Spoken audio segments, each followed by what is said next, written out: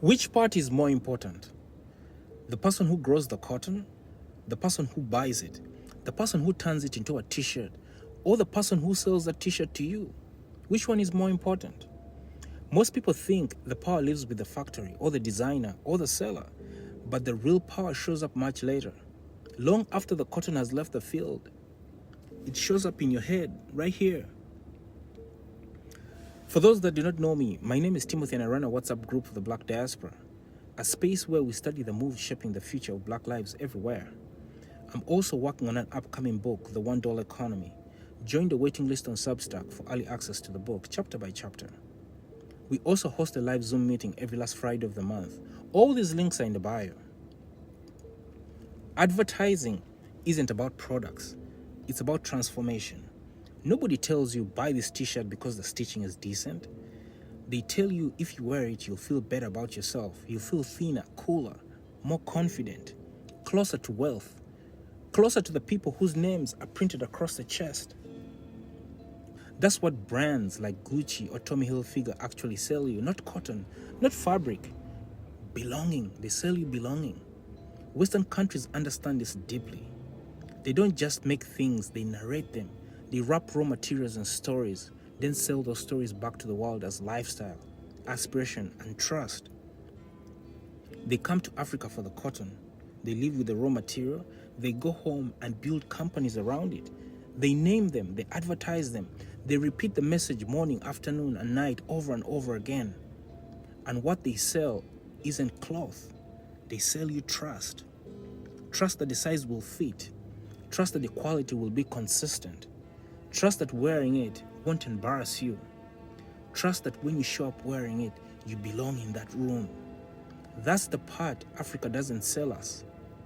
Africa sells cotton in the field.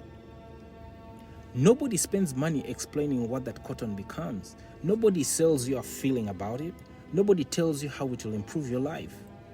How do you sell transformation from a field? How do you tell someone that cotton on a plant will make them feel confident, respected, or elevated? You can't, not yet. Europe knows this.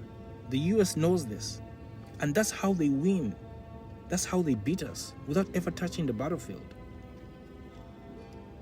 Until Africans can trust that a t-shirt made in Africa will make them feel just as good as the one in Europe, the cycle doesn't break.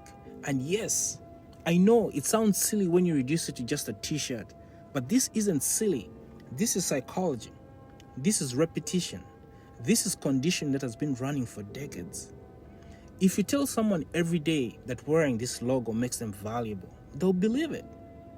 If you tell them every day that what comes from home isn't good enough, they'll believe that too. And eventually, Africans start doing the impossible.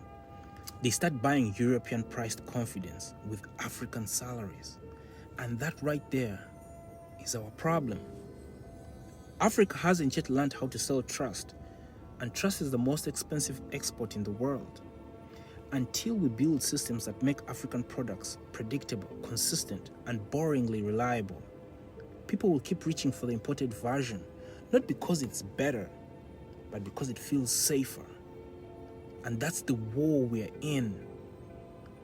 Now, people think the solution is factories or subsidies or patriotism. It's none of that.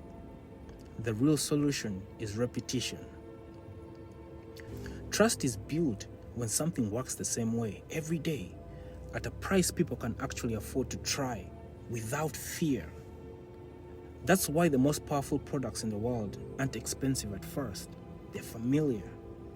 A system that lets you try. A system that lets you fail cheaply. It lets you try again without shame. That's how trust forms. And that's what Africa has never been given the space to build. I want you to imagine an economy where you don't need $400 to feel respectable, where you don't need foreign approval to feel legitimate, where belief doesn't require luxury.